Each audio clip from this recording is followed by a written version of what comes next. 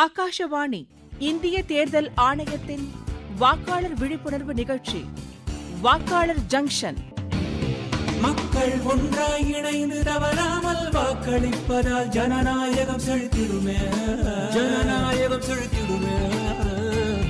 வாக்காளர்கள் ஒன்றாய் சேர்ந்தாலே உருவாகும் ஒரு புது கனெக்ஷன், ஒரு புது கனெக்ஷன். வாக்காளர் ஜங்ஷன், ஹேஷ்டாக் வாக்காளர் ஜங்ஷன், வாக்காளர் ஜங்ஷன், ஹேஷ்டாக் வாக்காளர் ஜங்ஷன்.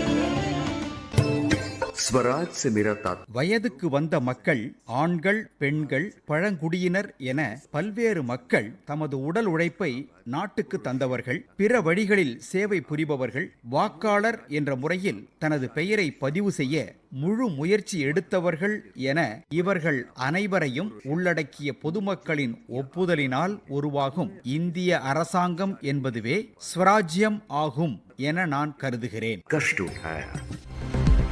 வணக்கம் நேயர்களே, நாம இப்ப நம்ம தேசத்தந்தை மகாத்மா காந்தியின் வார்த்தைகளை கேட்டோம். நம்ம நாடு விடுதலை ஆவதற்கு முன்னாடியே எவ்வளவு தீர்க்க தரிசனமா என்ன அருமையா சொல்லியிருக்காரு. அவர் கண்ட கனவு இன்னைக்கு நம்ம அரசியல் அமைப்பு சட்டத்தினால நிஜமாயிட்டு இருக்கு.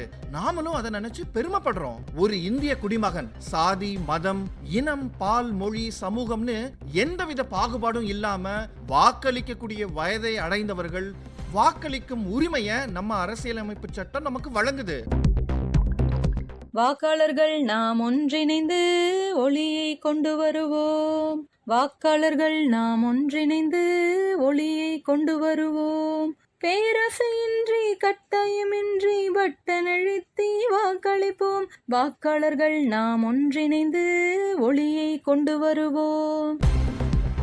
நேயர்களே, 1951-52 நடந்த முதல் பொது தேர்தலில் இருந்து இன்றைய 18வது மக்களவை தேர்தல் வரை நம் நாட்டின் தேர்தல்களை ஒருங்கிணைந்த முறையிலும் எளிய முறையிலும் நம்ம தேர்தல் ஆணையம் நடத்திட்டு வராங்க.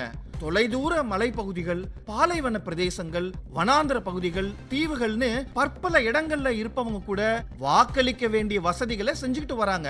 அதிகமா ஜனநாயக வாக்களிப்புல அவங்கள பங்குதாரரா பங்கேற்க தேர்தல் ஆணையம் அருமையான அத்தனை முயற்சிகளும் ஏற்பாடுகளையும் செஞ்சுக்கிட்டு வராங்க. நான் பாரதம், பாரதமின் உள்ளே நான் சக்தியே, சக்தியின் உள்ளே. எல்லா வாக்காளர்களும் தேர்தல்ல பங்கேற்கும் வகையில அத ஒரு திருவிழாவா கொண்டாடிட்டு வராங்க. ஒரு பக்கம் பார்த்தா தனித்துவமான வாக்குப்பதிவு அனுபவத்தை பெற வாக்குச்சாவடி, அதாவது அடிப்படை மற்றும் சிறப்பு வசதிகளுக்கு சிறப்பு முக்கியத்துவம் கொடுக்கப்பட்ட ஏற்பாடு. இன்னொரு புறம் வாக்குச்சாவடிக்கு வர இயலாதவர்கள், அதாவது மாற்றுத்திறனாளிகள் மற்றும் மூத்த குடிமக்களுக்கான வசதி, வீடு தேடி வரும் வாக்குச்சாவடி. இப்படிப்பட்ட வசதிகளை வாக்களிக்கிற நாள்ல சொல்லாம முன்கூட்டியே அதை அறிவிச்சு அதை நடைமுறைப்படுத்தியும் இருக்கு தேர்தல் ஆணையம். சரி நேயர்களே, நானே ரொம்ப நேரமா பேசிக்கிட்டு இருக்கேன். நம்ம இளம் வாக்காளர்கள் சித்ரா, மித்ரா அவங்க பேசுறத நாம கேட்போம். ஹே மித்ரா, இன்னைக்கு யோகா கிளாஸ் ஜாலியா இருந்ததுல. I am also feeling so energetic. சிதறி இருந்த சக்தி எல்லாம் இப்ப நம்ம ஒன்னா ஒரு இடத்துல சரியா சேமிச்சு பயன்படுத்தணும்பா. அப்படின்னா சரியா சிந்திச்சு வாக்களிக்கணும்னு சொல்றேன். அதுக்கு வாக்காளர் பட்டியல்ல நம்ம பேர் இருக்கான்னு பார்க்கணும், நமக்கு வாக்குச்சாவடி என்னன்னு தெரிஞ்சுக்கணும், இதெல்லாம் இருக்குல்ல. ஆமா மித்ரா, எப்பவும் நான் வாக்காளரா பதிவு செஞ்சு உறுதி செஞ்சுக்கிட்டேன். ஓட்டர் ஹெல்ப்லைன் ஆப் இருக்குல்ல, அதன் மூலம் முதல் வாக்கு போடுற நமக்கு நல்ல கைடன்ஸ் எல்லாம் கிடைக்குது. முதல்ல வாக்களிக்க போறோம் சித்ரா. அதுவும் சோசியல் மீடியால எவ்வளவோ தகவல் வந்துகிட்டு இருக்கு. நாம எந்த காரணத்து கொண்டும் இந்த மிஸ் பண்ணவே கூடாது சித்ரா. 18 வயசு ஆனாதான் ஓட்டுரிமை. ஆனா அது வரைக்கும் காத்திருக்கணும்னா என்ன? அப்புறம் 17 வயசு ஆரம்பிக்கும் போதே ஓட்டர் ஹெல்ப்லைன் ஆப் மூலமா பதிவு செஞ்சா கரெக்டா 18 வயசுல ஓட்டுரிமை தானா வந்துட போகுது. ஓ, நம்மள மாதிரி யூத்துக்கு மட்டும் இல்லாம ஒவ்வொரு வாக்காளருக்காகவும் இந்திய தேர்தல் ஆணையம் எல்லா முயற்சிகளையும் செஞ்சுட்டு வருது. சமூக வேறுபாடு, பாலினம், சாதி, மதம், இனம், மொழி, பணக்காரங்க, ஏழைங்க, படிச்சவங்க, படிக்காதவங்கன்னு எல்லாரையும் தேர்தல் வாக்களிப்பில் பங்கேற்க வைக்கணும்ன்றதான் தேர்தல் ஆணையத்தோட குறிக்கோளே. மித்ரா, விட்டா மேடை போட்டு மயக்க பிடிச்சு எல்லா விஷயத்தையும் சொல்வ போல இருக்கே. சும்மாவா சித்ரா, எங்க காலேஜ்ல இருக்கிற எலக்டோரல் லிட்ரஸி கிளப்ல இருந்து தெரிஞ்சுக்கிட்டேன்பா. அப்ப எனக்கு இருக்கிற சந்தேகத்தெல்லாம் உன்கிட்டவே கேட்டு தெரிஞ்சுக்கலாம் போல இருக்கே. ஏன்பா, திருநங்கைகள், பழங்குடியினர், மாற்று மாற்றுத்திறனாளிகள், மூத்த குடிமக்கள் இப்படி இருக்கிறவங்களுக்கு தேர்தல் ஆணையம் என்ன ஏற்பாடுலாம் செஞ்சிருக்காங்க? நான் முதல்லயே சொன்ன மாதிரி ஒரு வாக்காளர் கூட தகுதி இருந்தும் வாக்களிக்க முடியாம போயிடுச்சேன்னு வருத்தப்படாமல் இருக்க முன்கூட்டியே ஆணையம் பட்டியலை வெளியிட்டு அதுல அவங்க பெயர் இருக்கான்னு உறுதி செஞ்சுக்குது. அது மட்டும் இல்லாம எளிய முறையில எப்படி பதிவு பண்ணணும்னு ஏற்பாடு செஞ்சிருக்கு. கேட்கவே நல்லா இருக்குல்ல? ஆமா சித்ரா, 2009 வரைக்கும் ஆண், பெண், மற்றவர்னு வகைப்படுத்தி ஃபார்ம் இருந்துச்சு. ஆனா 2014ல உச்சநீதிமன்றம் திருநங்கைகள்னு பதிவு செய்ய ஆணை போட்டுச்சு. அதன்படி இப்போ ஆண், பெண், திருநங்கைன்னு பதிவு செய்ய வசதி வந்துடுச்சு. ஓ சூப்பர்ப்பா. அது மட்டும் இல்ல சித்ரா, மாற்றுத்திறனாளி, மூத்த குடிமக்கள் அவங்களுக்குன்னு தக்கபடி சிறப்பு தகவல் பதிவிட வசதி வந்துருச்சு. அவங்களுக்கு தக்க வசதி வாக்களிக்க தேவைன்னா அதுக்கான தனி சிறப்பு செயலி ஏற்படுத்தி இருக்கு. செயலியா? அந்த செயலியோட பேர் என்ன? அந்த ஆப் பேரு சக்ஷம். சக்ஷம் ஆப்பா?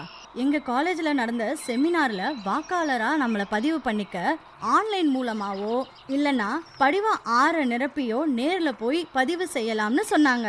அது மட்டும் இல்ல, ஒரு வருஷத்துல 4 முறை இப்போ நம்மள வாக்காளரா பதிவு செஞ்சுக்க வசதி ஏற்பாடு செஞ்சிருக்காங்களாம். அப்படியா சித்ரா? சொல்லவே மறந்துட்டேன் பாரு.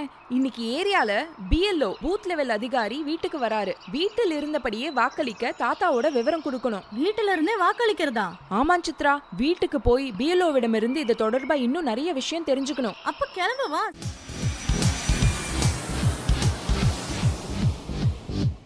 வணக்கம் சார். வணக்கம்மா. மித்ரா, நீங்க படிவம் 12 பூர்த்தி செஞ்சு உங்களோட தாத்தா வீட்ல இருந்தே வாக்களிக்கிற வசதிக்கு விண்ணப்பத்தை தாக்கல் பண்ணுங்க. சார், மூத்த குடிமக்கள் வீட்டுல இருந்தே வாக்களிக்க முடியுமா? செய்யலாமே. 85 வயசுக்கு மேற்பட்ட முதியவர்கள், அப்புறம் 40% அதிகமான பாதிப்புடைய இந்த மாற்றுத்திறனாளிகள், இவங்கெல்லாம் தபால் ஓட்டு மூலமா பதிவு செய்யலாமே. நல்ல போக்குவரத்து வசதி உள்ள நகரத்துல தேர்தல் நடக்கும் பொழுது வாக்காளர்கள் வசதிக்கு குறைவே இல்ல. ஆனா நகரத்துக்கு வெளியில இருக்கவங்க என்ன செய்வாங்க சார்? நாட்டோட தேர்தல் பங்குல பெரும் பொறுப்புல இருக்கிறவங்களுக்கு இதெல்லாம் ஒரு சிக்கல்னு சொல்லவே முடியாது. மலைகள் வழியா வாக்காளர்களை சென்றடைவது, படகு மூலமா ஆறுகளை கடந்து போறது, காடுகளுக்கு போறது, இந்த மாதிரியான இடங்கள்ல வாக்குச்சாவடிகளை ஊழியர்களை கொண்டு அமைச்சிருக்கோம். ஏன்னா வாக்காளர் அப்பத்தானே வாக்கு போட வருவாங்க. 2014 மக்களவை தேர்தல்ல பல பழங்குடியினர் இதுவரை தேர்தல்ல வாக்களிக்காம அதுவும் முதல் முறையா ஓட்டு போட்டிருக்காங்கன்னு கேள்விப்படும் போது ரொம்ப சந்தோஷமா இருக்கு சார். சரியா சொன்னீங்க. பல பழங்குடியினர் குழுக்கள், அதிலும் குறிப்பா பர்டிகுலர்லி வல்னரபிள் ட்ரைபல் குரூப்ஸ், பின்தங்கிய ஆதி பழங்குடியினர் இன மக்களை வாக்காளர் பட்டியலில் சேர்க்க எல்லா முயற்சிகளும் எடுத்துட்டு இருக்காங்க. இல்லனா நடத்துற எலெக்ஷன்ல எல்லா தரப்பு மக்களையும் உள்ளடக்கியவேன்னு எப்படி சார் சொல்ல முடியும்? ஆமாமா, அனைவரோட பெயரும் வாக்காளர் பட்டியலில் இடம்பெறுவதை உறுதி செய்யறது தான் நம்ம தேர்தல் ஆணையத்தோட முழு முயற்சி. ஒரு விரல் உயர்த்துவோம், அதன் பெருமையை உணர்த்துவோம், தேசத்தின் கருவறை வாக்குச்சாவடி போற்றுவோம். அந்தமான் நிக்கோபார் தீவுகள்ல கற்காலத்தைச் சேர்ந்த கடைசி இன மனிதர்கள்னு சொல்லப்படுற ஷொம்பென் பழங்குடியினர் வசிக்கிறாங்க. இவங்கள 2014 வருடம் மக்களவை தேர்தல்ல முதல் முறையா ஓட்டு போட வச்சாங்க. இதுல சுவாரஸ்யமான விஷயம் என்னன்னா, அவங்கள நேரடியா நம்ம தேர்தல் அதிகாரிங்க சந்திச்சு EVM மிஷின் வழியா எப்படி ஓட்டு போடுறதுன்னு சொல்லி கொடுத்தாங்க. அவங்க அந்த மிஷினை பார்த்து அதை பத்தி தெரிஞ்சுக்கிட்டதுக்கு பிறகு ஏற்பட்ட சந்தோஷத்தை, உற்சாகத்தை பார்க்கணுமே. அத்தனை பேரும் ஒருத்தர் விடாம ஓட்டு போட்டாங்கன்னா பாத்துக்கோங்களேன். அட பாருங்களேன், இன்னமும் நம்ம இளம் வாக்காளர்கள் நம்ம BLOவோட பேசிக்கிட்டு தான் இருக்காங்க. வாங்க என்னதான் பேசிக்கிறாங்கன்னு கேட்போம். சார், இன்னும் என்னென்ன புதிய புதிய முயற்சி எல்லாம் தேர்தல் ஆணையம் செஞ்சிருக்காங்க? மாற்றுத்திறனாளிகள், முதியோர்கள் இவங்களுக்கெல்லாம் பிக்கப் அண்ட் டிராப் வசதியையும், மாற்றுத்திறனாளிகளுக்கு தனித்தனியா சக்கர நாற்காலியில போறதுக்கு சாய்வான தளமும் ஏற்பாடு பண்ணியிருக்காங்க. இது மட்டும் இல்ல, தன்னார்வ தொண்டர்கள் எல்லா சாவடியிலும் சேவை செய்ய வாய்ப்பு தந்திருக்காங்க. வாக்கு போட வரவங்களுக்கு உதவுற மையங்கள் அமைச்சிருக்காங்க. ஆண்களுக்கும் பெண்களுக்கும் தனித்தனி வரிசையை வச்சு அவங்க சிரமமே இல்லாம ஓட்டு போட வசதிகள் பண்ணிருக்காங்க. சூப்பரா சொன்னீங்க சார். கை குழந்தையோட வருவாங்க. குழந்தைகளை பராமரிக்கிறதுக்கு கிரட்ச் வசதி, வயசானவங்களுக்கு ஏதாவது சிரமம் இருந்தா அவங்களுக்கு உதவ முதலுதவி பெட்டிகளும், குடிநீர், அப்புறம் அந்த நாற்காலிகள், கழிப்பகம் அப்படின்னு பார்த்து ஆணையம் வாக்குச்சாவடியை ஏற்பாடு பண்ணியிருக்காங்கம்மா. ஓ சார், நாங்கெல்லாம் ஃபர்ஸ்ட் டைம் ஓட்டர்ஸ், எங்களை மோட்டிவேட் பண்ற மாதிரி ஏற்பாடு ஏதாவது செஞ்சிருக்காங்களா சார்? ஆமாம்மா, வாக்குச்சாவடியில் செல்ஃபி பாயிண்ட் அமைச்சிருக்காங்க. வாவ், நாங்களும் ஓட்டு போட்டுட்டு அந்த செல்ஃபி பாயிண்ட்ல செல்ஃபி எடுப்போம். வாவ், சோஷியல் மீடியாவுல சந்தோஷமா பதிவும் செய்வோம். என்ன மித்ரா? சூப்பர் சித்ரா. அப்புறம் சார், பெண்களே வாக்குச்சாவடிகளை நிர்வாகம் பண்றாங்கன்னு படிச்சோமே, நிஜம்தானா? நீங்க படிச்சது சரிதாம்மா. சில வாக்குச்சாவடிகளை பெண்கள், மாற்றுத்திறனாளிகள், அப்புறம் இளைஞர்களால் நடத்தப்பட்டு நிர்வாகம் பண்ணிட்டு வராங்க. இந்த வாக்குச்சாவடியில் பதிவு செஞ்சிருக்கிற எல்லா வாக்காளர்களோட பட்டியலை முன்னாடியே வச்சிருக்காங்க. வாக்கு போடுறவங்களை நிர்வகிக்கிறாங்க. இது ரொம்ப நல்ல இன்ஃபர்மேஷன். புதுசா இருக்கு சார் இதெல்லாம் கேட்க. அட, சொல்ல மறந்துட்டேன் பாருங்களேன். வாக்குச்சாவடியும் கல்யாண கோலத்துல அலங்கரிச்சிருக்காங்களாம். இதெல்லாம் செய்தித்தாள்ல போட்டோவை பார்த்து நான் தெரிஞ்சுக்கிட்டேன். ஆமா, பழங்குடியினர் பகுதியில் வாக்களிப்பது பற்றியும் அங்க இருக்கிற மக்கள் தங்களோட அடையாளத்தை உணர வைப்பது பற்றியுமான பிரபலமான ஓவியங்கள் அப்புறம் அலங்காரங்களை பயன்படுத்தி வாக்குச்சாவடிகளை அமைச்சிருக்காங்க. அப்படியா சார்? நம் தேர்தல் சீர்மை நம் தேசத்தின் பெருமை. பாரத தேசம் என்று தோள் கொட்டுவோம், ஜனநாயக தேர்தல் என்று வான் முட்டுவோம். ஆஹா, எல்லோரும் இந்நாட்டு மன்னர், இவர் வாக்கால் ஆள்பவர் என்பதால் எல்லோரும் இந்நாட்டு மன்னர். இது வெறும் வார்த்தை இல்லைங்க, நம்ம நாட்டு தேர்தல் நடைமுறையின் திரு வார்த்தை. நேர்களே, கொஞ்சம் யோசிச்சு பாருங்களேன். வாக்குச்சாவடிகளை வெற்றிகரமா வசதியா தேர்தல் ஆணையம் எங்கெல்லாம் நடத்திக்கிட்டு வராங்க. இமாச்சல் பிரதேஷ், சிக்கிம், குஜராத்தின் உயரமான பகுதிகளில் உள்ள வனாந்திர பகுதிகள், அந்தமானின் கற்கால மனிதர்களான ஷொம்பென் பழங்குடியினர் வாழும் தீவுகளில் பொருளாதாரத்தில் முன்வர முயற்சிக்கும் ஜார்க்கண்ட், பிர்ஹோர் பழங்குடியினர் வாழ்விடங்கள்ல, இப்படி எல்லா பகுதியில் இருப்பவங்களும் வாக்களிக்கக்கூடிய ஏற்பாடுகளை திறம்பட தேர்தல் ஆணையம் செஞ்சுக்கிட்டு வராங்க. இந்த முயற்சிகள் எல்லா தரப்பட்ட மக்களும் வாக்களிக்கணும் அப்படிங்கிறதுக்காக தேர்தல் ஆணையம் எடுக்கக்கூடிய முயற்சிகள். இந்த ஏற்பாடுகள் உலக அளவுல எல்லா நாடுகளையும் நம்ம நாட்டை திரும்பி பார்க்க வைக்குது. அப்படி இருக்கிறப்ப நாம வாக்களிக்காம போகலாமா? வாங்க, நாம எல்லோரும் மறக்காம வாக்களிப்போம். இந்திய தலைமை தேர்தல் ஆணையர் ராஜீவ்குமார் இது தொடர்பாக அனுப்பியிருக்கிற ஒலி அலையை இப்ப நாம கேட்போம். 18 வயதிலிருந்து 100 வயதுக்கு மேற்பட்ட பெண்கள், பொதுப்பணித்துறையினர், PWD, 3ஆம் பாலினத்தவர் அனைவருமே நமது முக்கிய வாக்காளர்கள். இதனால நமது பணிங்கிறது ஒரு முழுமையான ஒருங்கிணைந்த பணி. வாக்களிப்பை நாங்க எளிமையாகவும் அனைவரையும் ஒருங்கிணைப்பதாகவும் அமைக்க முழு முயற்சி எடுக்கிறோம். திரைப்பட நடிகர் அமிதாப் பச்சன் குரல். எல்லா வேலைகளிலும் முக்கியமான வேலை வாக்களிப்பு. நாட்டுக்கு சாதகமா ஒண்ணு செய்யணும்னா அது வாக்களிக்கிறது தான். எனது வாக்கு எனது கடமை. நேர்களே, நாம இப்ப கேள்வி நேரத்தை நெருங்கிட்டோம்.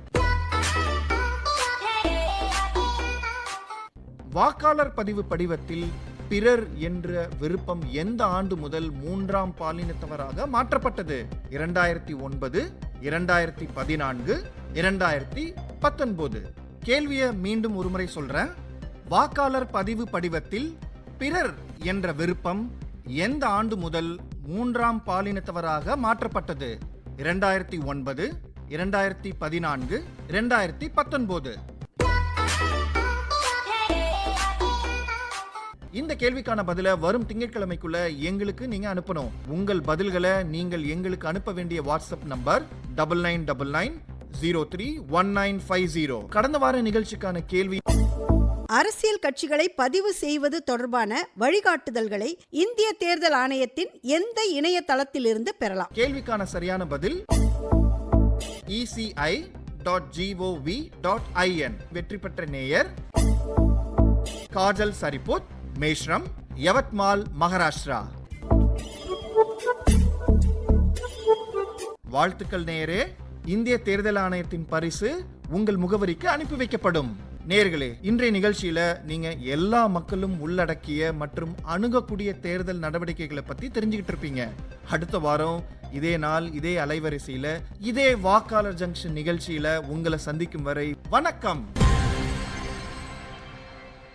மக்கள் ஒன்றாய் இணைந்து தவறாமல் வாக்களிப்பதால் ஜனநாயகம் செழித்திடுமே, ஜனநாயகம் செழித்திடுமே.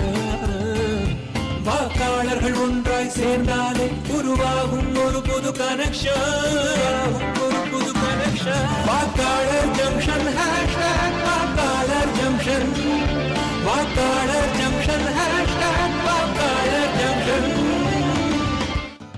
நேயர்கள் இதுவரை கேட்டது இந்திய தேர்தல் ஆணையத்தின் வாக்காளர் விழிப்புணர்வு நிகழ்ச்சி வாக்காளர் ஜங்ஷன்.